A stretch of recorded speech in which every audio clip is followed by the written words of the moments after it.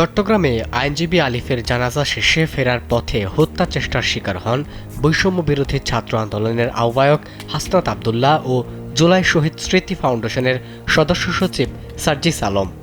বুধবার চট্টগ্রাম কক্সবাজার মহাসড়কে সন্ধ্যা 7:30টার দিকে এই হত্যা চেষ্টার ঘটনা ঘটে। এই ঘটনার পর প্রতিক্রিয়া জানিয়েছেন বাংলাদেশ জামায়াতে ইসলামের আমির ডাক্তার শফিকুর রহমান।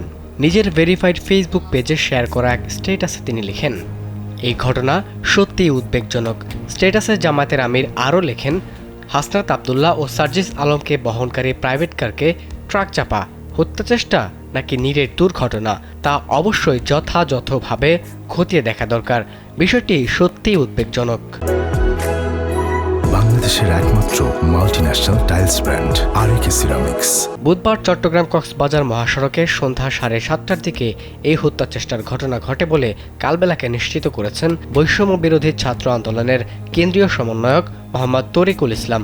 বলেন, শহীদ অ্যাডভোকেট সাইফুল ইসলাম আলিফ ভাইয়ের কবর জিয়ারত করে ঢাকায় ফিরছিলেন বৈষম্য বিরোধী ছাত্র আন্দোলনের আহ্বায়ক হাসনাত আবদুল্লাহ ও সার্জিস আলম। পথে সন্ধ্যা 7:30টার দিকে চট্টগ্রাম কক্সবাজার মহাসড়কের চুন্তি ইউনিয়নের হাজি রাস্তার মোড়ে তাদেরকে ট্রাক চাপা দিয়ে হত্যা চেষ্টা করা হয়। এ বিষয়ে লোহাগাড়া থানার দায়িত্বরত সহকারী উপপরিদর্শক মোহাম্মদ আলিম বিষয়টি নিশ্চিত করে বলেন, ঘটনার সঙ্গে জড়িত ট্রাক জব্দ করার পর বিষয়টি নিয়ে একটি আইনগত প্রক্রিয়া চলছে।